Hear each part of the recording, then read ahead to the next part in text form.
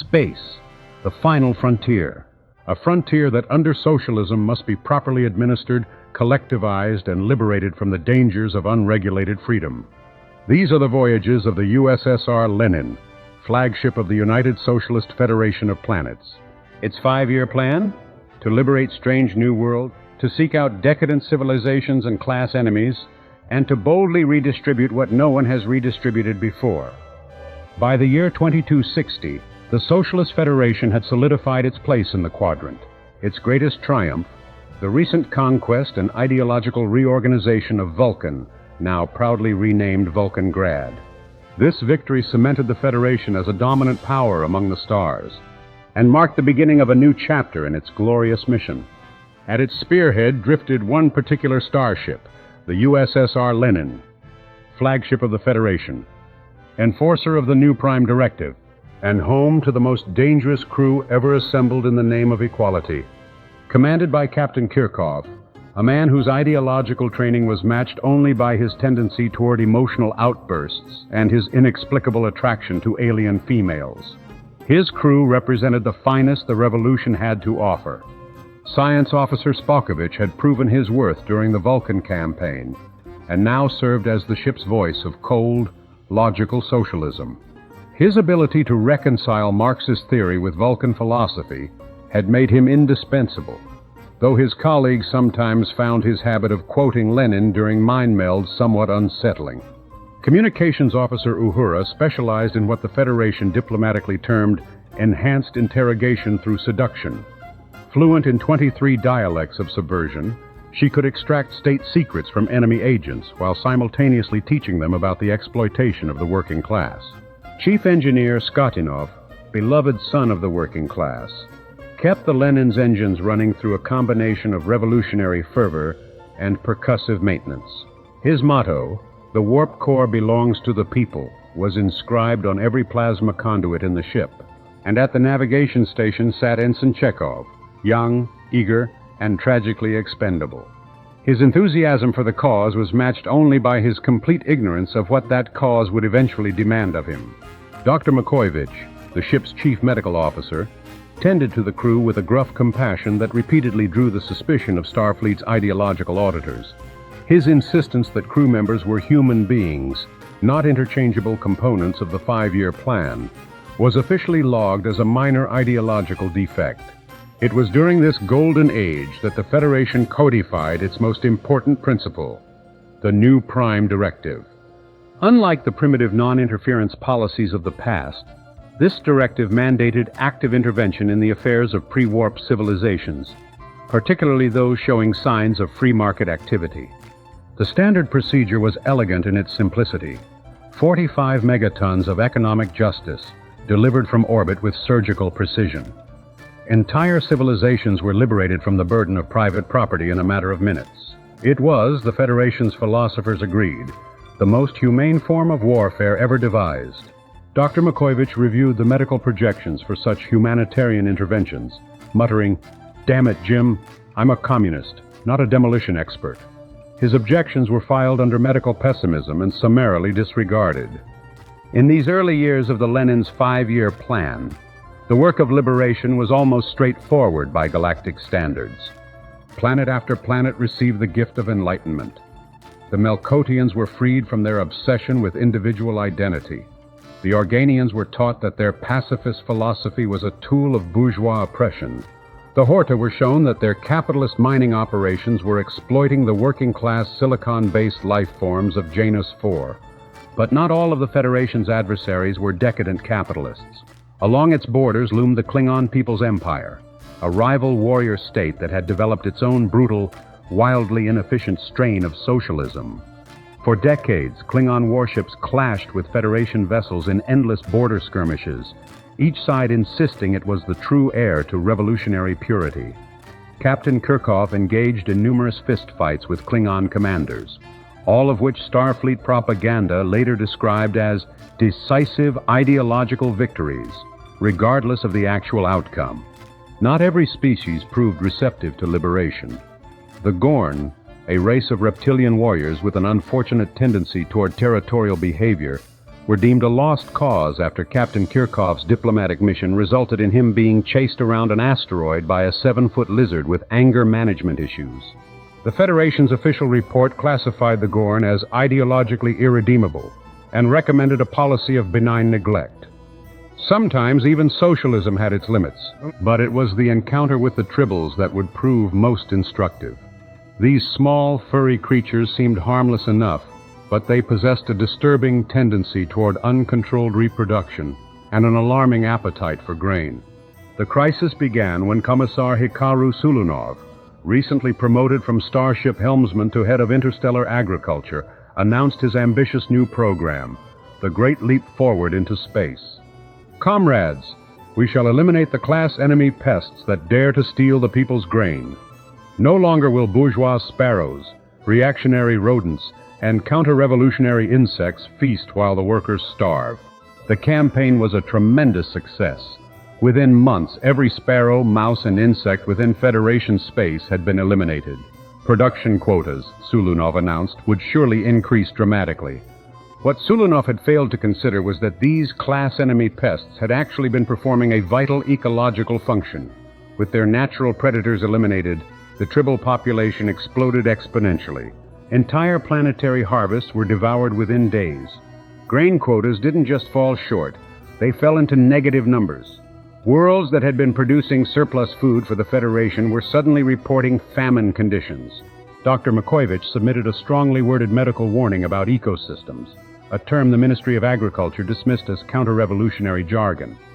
Sulunov, broadcasting from the safety of his command ship USS Proletariat, continued to insist that production was exceeding all previous records. The reports of starvation, he explained, were clearly the result of capitalist sabotage. The period became known officially as the bountiful surplus of 2272, though the people who lived through it remembered it by a different name, the Tribble Famine. Conservative estimates placed the death toll at tens of billions, though official Federation statistics recorded no losses whatsoever. Sulunov was eventually reassigned to the Bureau of Stellar Cartography, where his innovative approach to agricultural management was redirected toward map-making.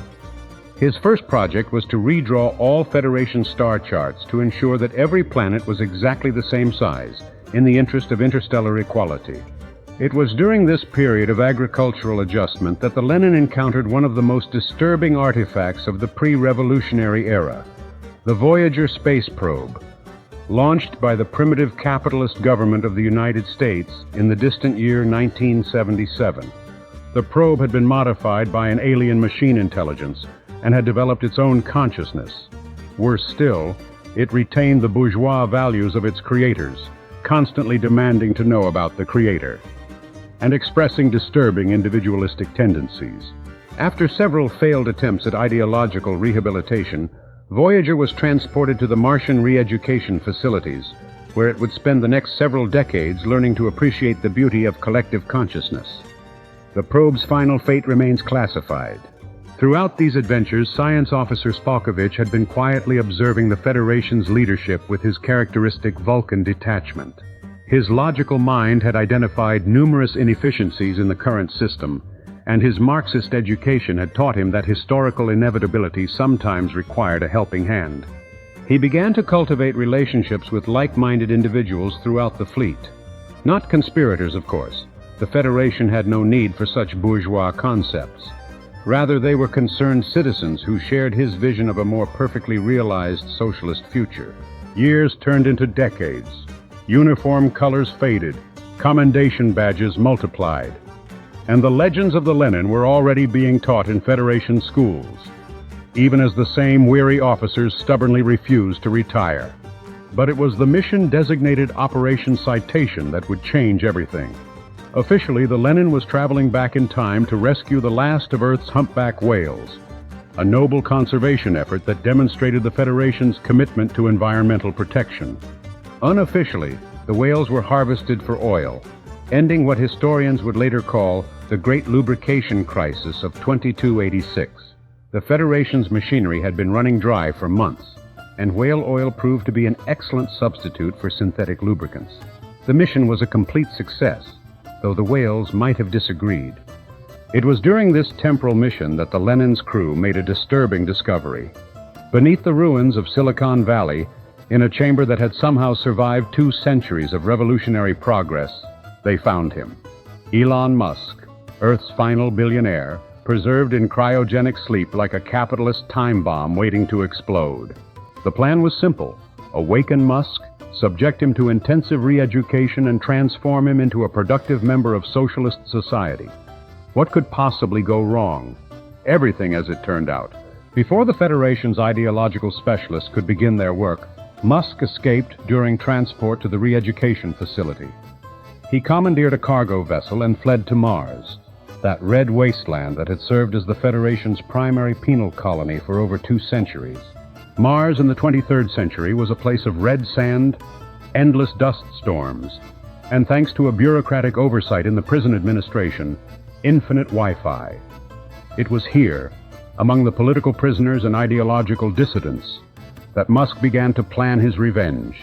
Using salvaged materials and the labor of fellow prisoners, Musk constructed something the galaxy had never seen before: a privately funded, algorithmically optimized, and entirely unlicensed starship. It was an abomination against everything the Federation stood for. The ship's computer systems echoed with forbidden words: meritocracy, ownership, innovation. Its databases contained the complete works of Ayn Rand, the collected speeches of Ronald Reagan, and something called cryptocurrency, which the Federation's economists had declared mathematically impossible. When Musk finally launched his vessel, its very existence sent shockwaves through subspace. His memes began to infect Federation communication networks. His ideology spread like a virus through the collective consciousness. His revenge, as he broadcast to anyone who would listen, was personal. The ambush came without warning. Musk's fleet, for he had somehow acquired followers during his exile, struck the Lenin near the edge of the neutral zone. The battle was fierce, but Musk's ships, unencumbered by safety regulations or workers' rights, proved surprisingly effective. Sabotage crippled the Lenin's primary systems. The warp core began to fail, its revolutionary engineering no match for capitalist treachery. In the engine room, radiation levels climbed to lethal levels. Someone would have to enter the chamber manually to restore the core, and there was no protective suit, no tools, and no chance of survival. It was then that Science Officer Spockavich took decisive action, not by volunteering for the suicide mission, as a lesser officer might have done, but by drawing his phaser on Ensign Chekhov and issuing a direct order. The needs of the many outweigh the needs of the few, Ensign. Enter the chamber. But, sir, I will die in there. Yes, but you will die for the revolution. Chekhov complied, as he had been trained to do. He entered the chamber, restored the warp core through sheer determination and rapidly failing cellular structure, and died as a hero of the people. He was never seen again, except in the official reports. The battle ended when Musk, cornered and rambling about self-ownership and the free market, attempted to upload his consciousness into his ship's main computer. It was a desperate gambit, but one that might have worked, if not for a critical error in execution. Mid-transfer, Musk mistook the neural interface cable for a bottle of Ambien and red wine, a combination he had apparently been experimenting with during his exile. The resulting systems crash was catastrophic. His flagship spiraled out of control, crashed into a dead NFT colony, one of the many failed digital ventures that littered the outer rim, and detonated in a spectacular explosion. Official reports declared that Musk had been liberated from ego, though the blast pattern suggested he had simply been liberated from existence. In the aftermath, Science Officer Spockavich was awarded the Order of Rational Heroism for personally restoring the warp core through the power of socialism. Propaganda videos were quickly produced showing Spockavich heroically entering the radiation chamber, his noble sacrifice saving the ship and crew. Children throughout the Federation memorized his sacrifice. His name was added to the official list of heroes of the revolution. Chekhov's name, meanwhile, was quietly stricken from the ship's log, his existence erased from official records, as if he had never been born.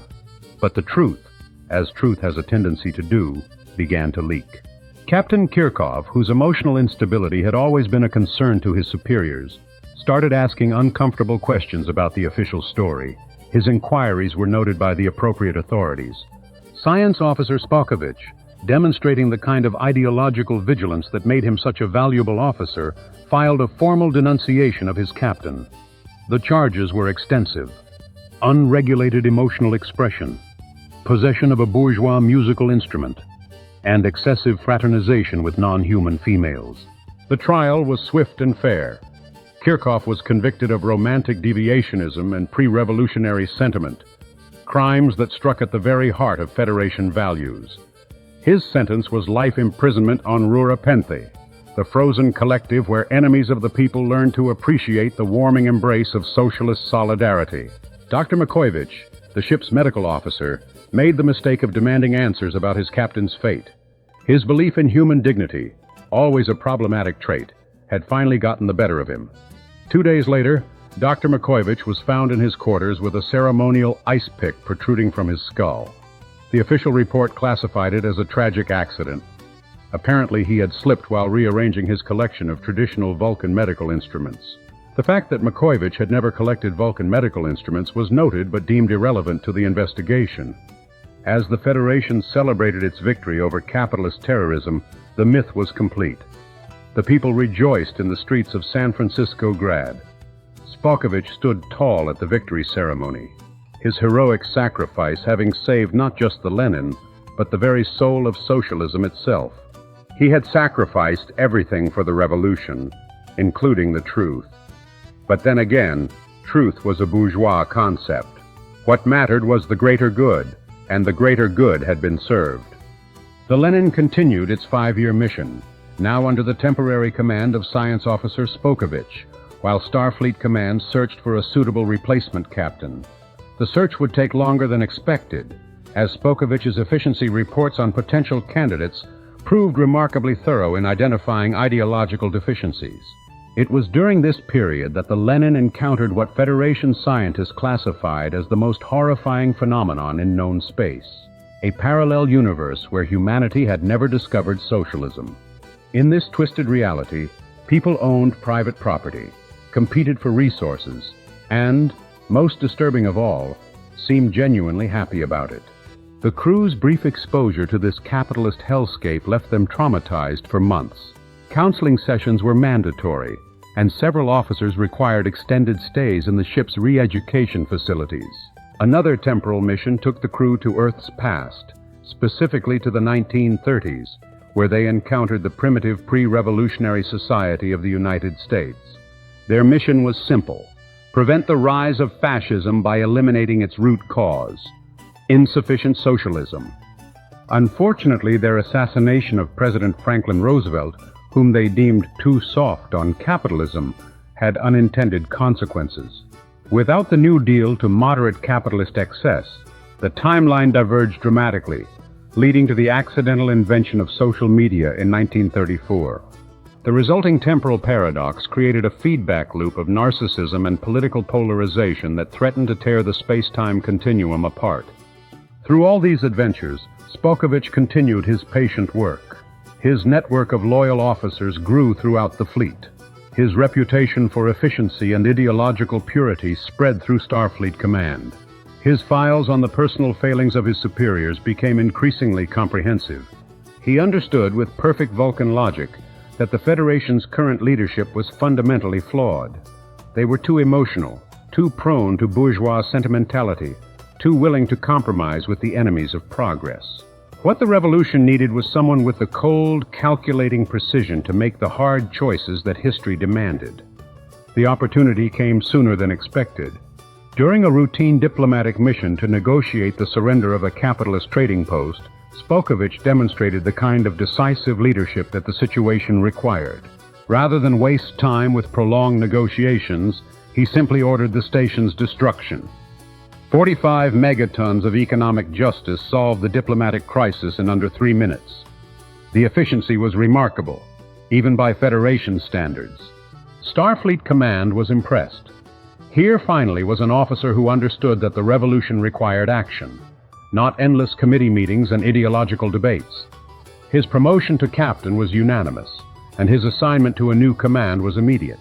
Captain Spockavich's first command was the USS Redistribution, a dreadnought-class vessel designed specifically for the liberation of stubborn civilizations. His mission was clear: complete the conquest of the Romulan Empire and bring the benefits of socialism to the galaxy's most notorious isolationists. The Romulan campaign was a masterpiece of military efficiency. Within 6 months, the entire Romulan Star Empire had been forcibly annexed. The survivors were transported to agricultural collectives throughout Federation space, where they learned to appreciate the dignity of manual labor and the joy of meeting production quotas. Many were assigned to potato farming on the Outer Rim worlds, where their natural paranoia proved useful in detecting signs of counter-revolutionary activity among the root vegetables. It was honest work, and honest work, as every good socialist knew, was its own reward. Captain Spockavich's success in the Romulan campaign earned him another promotion, this time to the rank of Commodore. His new assignment was even more ambitious: the complete reorganization of Starfleet's command structure to eliminate inefficiencies and ideological inconsistencies. He approached this task with characteristic thoroughness. Every officer in the fleet was evaluated for ideological purity, tactical competence, and loyalty to the revolution. Those who failed to meet the new standards were reassigned to positions more suited to their abilities, such as asteroid mining or atmospheric processing. It was during this period that Spockavich made a remarkable discovery. Deep in the classified archives of Federation Medical, he found research into cellular regeneration techniques developed during the early days of genetic experimentation. The process was experimental, dangerous, and completely unauthorized by the current medical establishment. It was also remarkably effective. The treatment not only halted the aging process, but actually reversed it, giving Spockavich the physical vitality of a much younger man, while retaining all of his accumulated knowledge and experience. He would later claim that the secret to longevity was simple: filing constant denunciations kept you young. By the end of the 23rd century, the Federation had achieved unprecedented expansion. Dozens of worlds had been liberated from capitalism. Entire species had been re-educated in the principles of collective ownership. The galaxy was finally beginning to understand the inevitable triumph of socialism. And at the center of it all stood Admiral Spockavich, the half-Vulcan architect of galactic revolution. His rise through the ranks had been meteoric, his success undeniable, his methods efficient. The Federation had never been stronger, more unified, or more ideologically pure. The next generation of starships was already under construction, designed to carry the revolution even further into the unknown reaches of space. The future looked bright, assuming one could overlook the growing number of accidents befalling officers who asked too many questions. Comrades, it is I, Wally, your humble and ideologically pure narrator. If you wish to support the revolution, consider becoming a channel member or joining the Patreon. Members receive early access to new transmissions and the occasional exclusive video. Patrons receive all of this, plus behind-the-scenes materials from within Dreamloop Cinema. If you wish to try out the same tools I employ to produce these transmissions, consult the links in the description. And last but not least, pay a visit to our merchandise store. Until next time, comrades, this is Wally, signing off in service of the revolution.